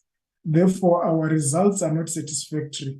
But if we just move away from the issue of the numbers in terms of ranking and look at the competitiveness score that we received as South Africa, we received out of 100 a score of 40, which is actually far below the acceptable norm of 70. And we highlight that some of our challenges have to do with issues around infrastructure, including education and innovation systems, and as well as business efficiency, including productivity, efficiency, and management practices. You will note that this performance of 60 out of 63 countries, it's an improvement in terms of rankings from 2021, where we were number 62. So we've moved up 2 places. But it's important to highlight that our competitiveness results are actually broader and actually include all of us. Productivity is everyone's business. Because when you go deeper into what the Institute of Management Development is measuring in the World Competitiveness Yearbook, you will see that there are about 5 key categories with over 300 indicators combined. The first category being your basic infrastructure. The second one being technological infrastructure. The third is scientific infrastructure. The fourth, health and environment. Fifth, it's education. So there are so many areas that actually are looked at for us to be ranked and to score out of that particular 100, which means we all need to pull together as a country. And we have always proposed the fact that as a country, let's adopt this IMD competitiveness yearbook, because in it, we're able to find which areas we have opportunities to improve on. And if we can be able to develop action plan on that, And this cuts across. It doesn't just reside within the Department of Employment and Labor. As I've indicated, the categories involve education, basic infrastructure, and so forth. If we can use it and be able to work in certain areas, we can start seeing a drastic improvement in that particular area, both in terms of ranking and the score. But the score is even more important than the ranking, because out of 100, we'll be able to see whether we're making proper inroads beside how other countries elsewhere might actually be doing. So as Productivity South Africa, we do partner with even international partners in terms of how we can even be able to assist more in this particular space. Within the African Union, we are part and parcel of an initiative called the African Kaizen Initiative, where we are focusing on how we can actually be able to assist our SMMEs to move to a higher level of productivity and competitiveness. We also have a partnership with JICA from Japan, which looks at quality and productivity improvement. And thirdly, we, as I've indicated, we are partnering with ILO to do this ILO productivity system for decent work, where you have Vietnam and Ghana also as pilot companies, supported by the Swiss and the Norwegian. So we are hoping that through this collaboration, we'll be able to learn even better practices for us to do even better, because we believe in continuous improvement.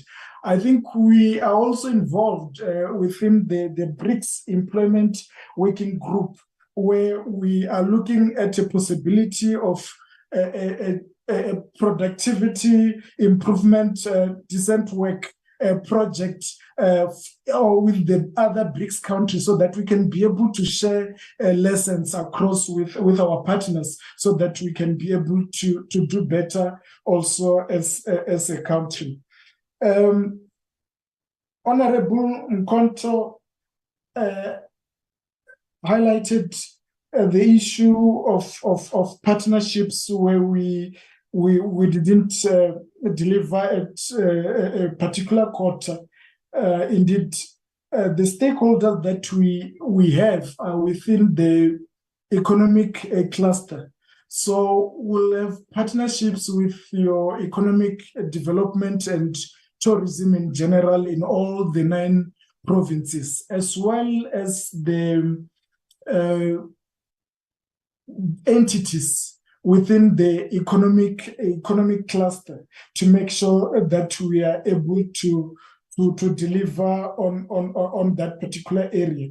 And as I've indicated, it was a timing issue that we managed to achieve at the end of the day. However, when it comes to issue of capacity, which is really internal within Productivity South Africa, as I've indicated in one of our regions, we did have a key vacant position on the leadership in that particular program in Region 1 that looks at Northwest and Limpopo, which affected our performance in that particular quarter. And we managed to fill that particular vacancy, and that change alone saw us going to 100% in quarter 4.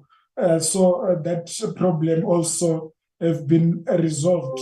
Honorable Mdawe asked a question where we have made proposal and recommendation with regard to the request or proposal to relax some of the qualifying criteria, particularly when it comes to good standing in terms of UIS and SARS. Why those relaxation should be there, and what sectors? The sector that really triggered that process, Honorable Mdawe, is the clothing sector. We have entered into a memorandum of agreement with the Bargaining Council for Clothing Manufacturing industry. We entered into this partnership in 2020, towards the end of 2020.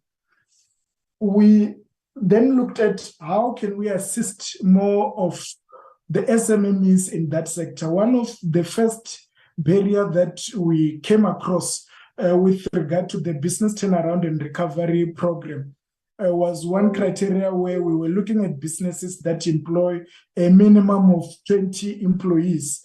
And they indicated, the employers and the trade union within the clothing sector, that leaves out your micro businesses who might be struggling from receiving these particular services. So we managed to remove that particular barrier, so that irrespective of how many employees are employed by the enterprises, they can still be able to participate.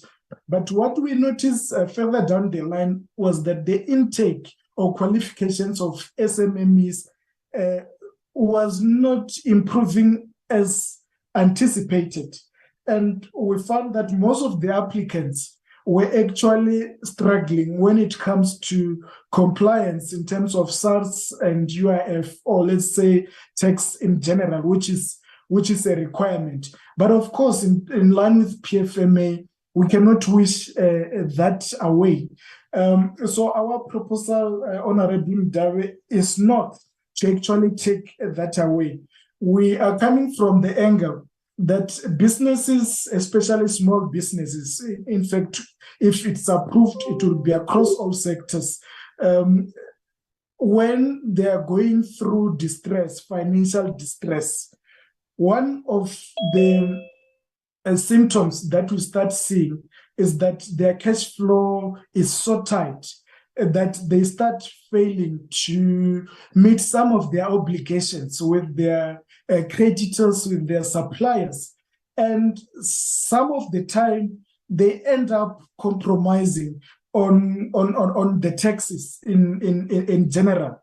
And as an instrument, this business turnaround and recovery, to help businesses that are in distress in order to recover, we have the technical expertise to engage those businesses so that we can stabilize them, so that their cash flow can improve, so that they can be able to meet those outstanding obligations, including the tax. So we are proposing that we can have these companies who are in distress, financial distress, who are failing to meet some of their financial obligations, including tax, to be assisted on condition that a payment plan is put in place in line with the projection that we have made in terms of the turnaround strategy as to when they should be able to afford that. So that at the end of the day, we don't leave distressed businesses out there dying without getting assistance, whereas we can be able to rescue them before they eventually fail. So that's the rationale behind that particular proposal. So we think we can actually improve compliance by actually intervening and entering into those agreements and make sure that those employees' jobs are preserved, which means, employment is preserved. And once these businesses are stabilized, when they grow, they can even employ more people. Those are the questions, Chairperson, that have noted. You have dealt with the other one. Indeed, you were correct. I'm not, the CFO is not in a position to attend and address to that particular question. Thank you very much. Thank you. Thank you, DG. Is there anything that you would like to add in terms of the responses? Chair, thanks. No, I think the colleagues have dealt with all the questions. No, yeah, thank you very much. I want to really add on what Honorable Mkondo have said in terms of the summit. It was quite an empowering process, and really want to congratulate the Nedlac through its executive director, the reports that were presented. I hoping that in terms of the labor reforms and whatever, that they was ideological views are views that we are living with, whether we like it or not. One sector will have its own ideological view, the other one will have its own ideological view. I personally, as an activist, I hope that those differences are differences that are not going to delay and put the country at a standstill. I hope at a particular time, sectors will find one another for the benefit of the ordinary people, and hoping that there is no a partner that thinks that they have got a monopoly and undermine all those sectors, government, business, labor, are sectors that are key for the community chamber, all those chambers, for the community chamber to be able to respond and be able to report, because all constituencies are to report to their communities. I know the issue of reforms of labor laws is quite a challenging. It's quite a challenging. Some of us has been involved in that, and we know the challenges that we have gone through at the time as labor at that particular time. But the environment needs all of us to come together. And I hope Executive Director at a particular time that will come, that will dawn to the minds of all chambers that are there, in particular, labor and business. The last one on my side, members, I'm humbly requesting. I've always been saying in our meetings, that when we have identified a challenge, let us not be general. If at a particular province, region, district, where our people are going and encountering a problem, say it here, so that the department is not chasing everywhere. We know, I made an example, Mr. Payground, if it's in Cape Town, in the labor center, in the offices of CCMA in Cape Town, say it. If it's in Gqeberha, say it. Where you have been told, where, so that they are able to go directly there. Let us be pointed, because we are going to frustrate ourselves if we are general, and they come back only to find that the issue that you raise has not been addressed. So I am humbly requesting, I've raised this earlier in the term, that can we please try to be specific, be pointed, so that we are able to make the ministry and the department to account in areas where we have identified when we are conducting our oversight. Because as public representatives, every day and every hour, when we are coming across challenges in one of our entities, we are able to then say, here, and we phone, we pick up the phone. I'm always myself, and I think all of us, we are called by people, ask them, and tell the department through the DG as the accounting officer in terms of the administration, that this is what this. I'm getting a call in this area.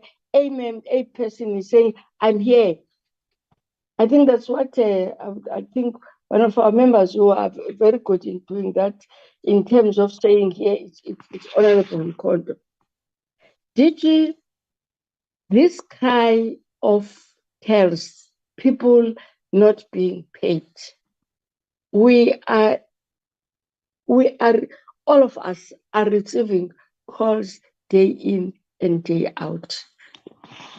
I really, I think at a particular time before we rise in this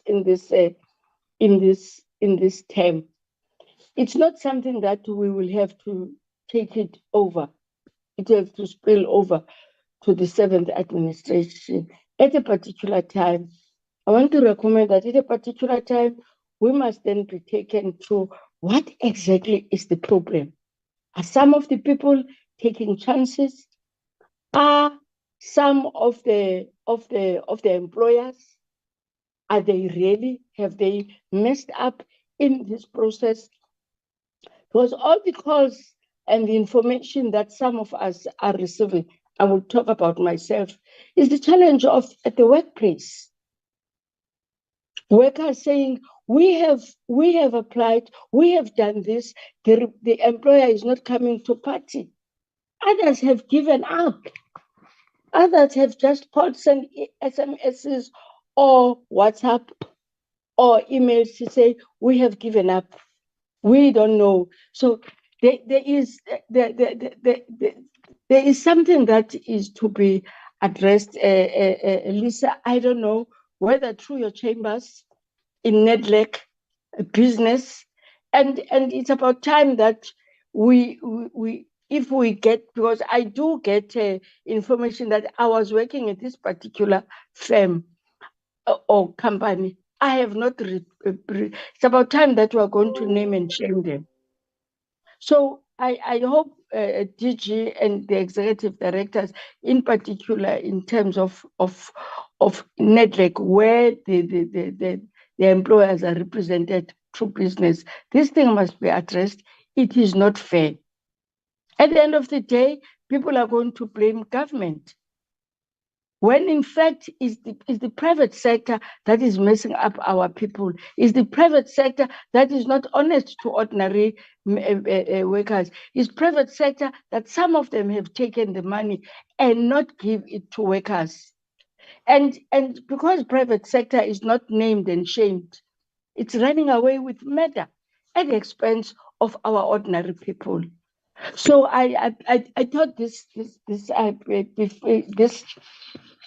is really to be looked into and be addressed before we rise at the end of the term. Having said that, thank you very much. We will excuse. I just want to check, Mr. Sakaza, are you in a position to take us through the minutes, or you still have a problem with network? Chair, thank you very much, Chair. I have actually put table to flag the minutes, Chair, because I still have a problem, Chair. No, thank you very much. We will then excuse. We'll release the entities and the DG, because we'll be now dealing with our in-house matters in terms of minutes. You are then released until we meet again, when we will be preparing for PRRR. Thank you very much. Thank you very much, Chair, and the honorable members.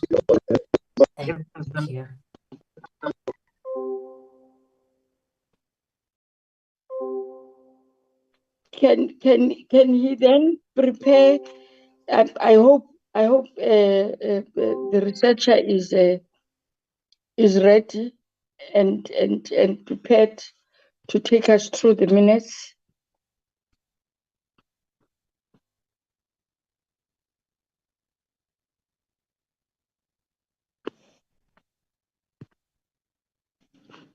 Mr. Mkwena?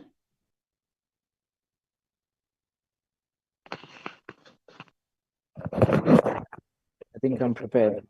I hope I'm audible, Chair. Okay, we are still waiting for them on the screen. It should be appearing because it says you are now sharing the screen. Not yet. I don't know whether it is my screen. I will assume all of us, all members are.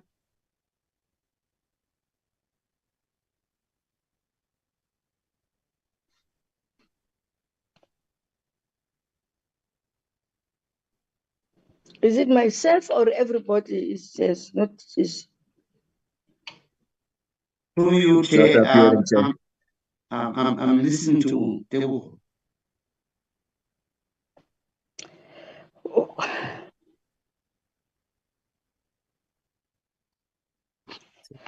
So I know what's happening with you. We are Deboho is trying to see.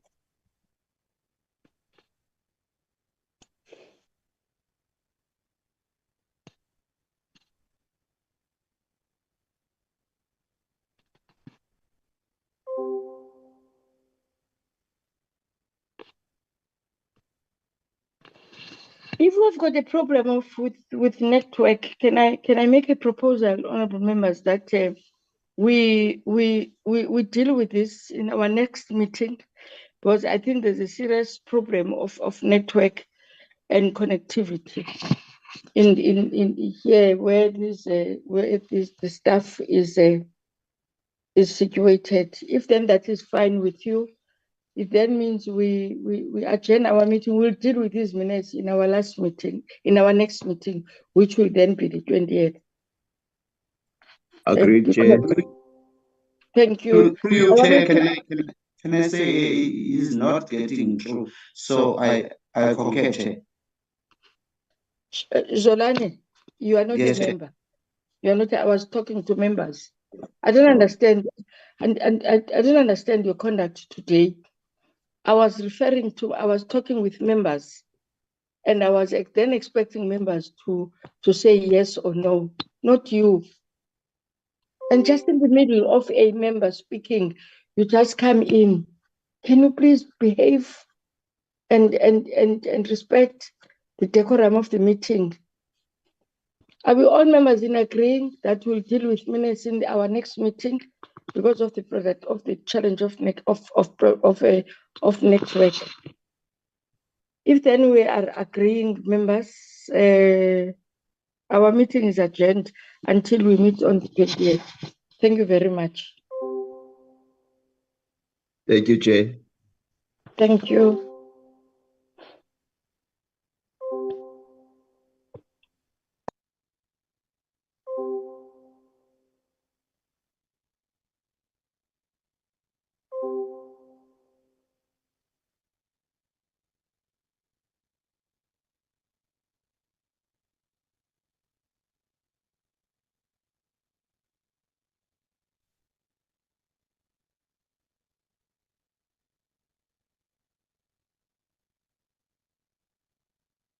Hello, Chair. Recording stopped. Chair, ndine problem. That's why bendithumelela nto, Chair. Ndine network problem. That's why bendifake uTeboho, Chair. Oh.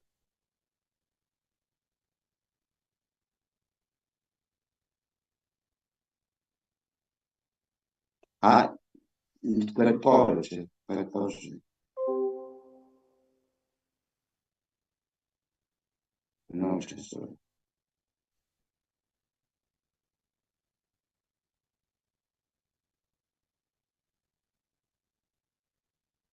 No. Sorry, Chair, bendithethe noTeboho uba makayenze i-flight akakwazi uziflight. All right. Yeah, okay, Chair. Yes. Yes, Chair, ndiyakuxola. Yeah. All right. Sorry, Chair. Okay, Chair.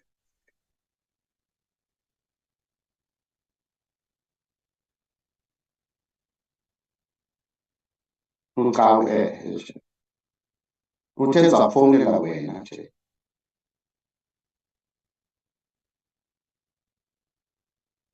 Yes. And nditsho loo Chair ndilindile into yakho. All right.